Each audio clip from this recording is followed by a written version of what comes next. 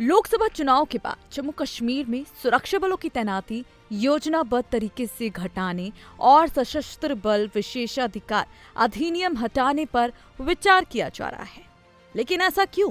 अचानक जम्मू कश्मीर से सुरक्षा बलों की तैनाती हटाना वाकई हैरान करने वाला है।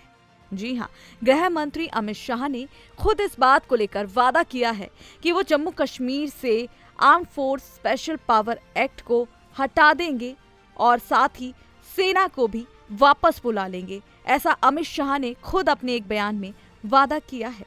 लेकिन ऐसा क्यों किया जा रहा है जम्मू कश्मीर में, ये सबसे बड़ा सवाल है। तो आज हमारा वीडियो इसी पर है, तो चलिए आपको बताते हैं। दरअसल केंद्र सरकार जम्मू कश्मीर से armed force special power act हटाने पर विचार कर रही है। इसके साथ ही घाटी से सैनिकों की वापसी का भी प्लान है। केंद्रीय गृह मंत्री अमित शाह ने कहा कि नरेंद्र मोदी सरकार ने 7 साल का खाका तैयार किया है। इसके तहत केंद्रीय सैन्य बलों को जम्मू कश्मीर से वापस बुलाया जाएगा। साथ ही जम्मू कश्मीर पुलिस को विशेष रूप से उस क्षेत्र का प्रभारी बना दिया जाएगा। योजना पहले से ही कार्यान्वयन के अधीन है। उन्होंने कहा कि हम जम्मू कश्मीर पुलिस को मजबूत कर रहे हैं। फिलहाल स्थानीय पुलिस सहायक की भूमिका में केंद्रीय बलों के साथ सभी आतंकवाद विरोधी अभियानों का नेतृत्व कर रही है। अब जैसे कि आप जानते हैं, arm force special power act को जम्मू कश्मीर से हटाने पर विचार किया जा रहा है। लेकिन सवाल एक और उठ रहा है कि क्या इसका विरोध किया जा रहा था जिस वजह से यह हटाया जा रहा है? तो इसके बारे में आपको बता देते हैं।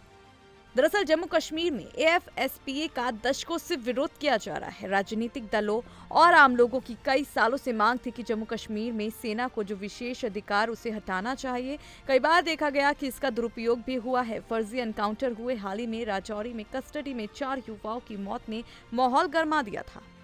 वहीं सवाल एक और कि आखिर AFSPA को क्यों हटा रही है सरकार, तो इसके बारे में भी बता देते हैं।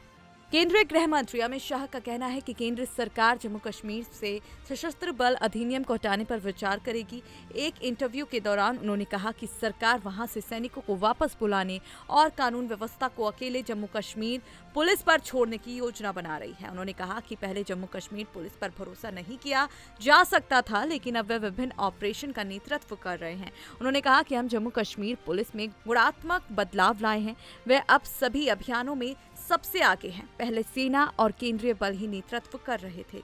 शाह ने चुनाव के बाद ब्लूप्रिंट को आगे बढ़ाते हुए कहा कि हम निश्चित रूप से कानून और व्यवस्था की जिम्मेदारी पूरी तरह से जम्मू कश्मीर पुलिस को सौंप देंगे।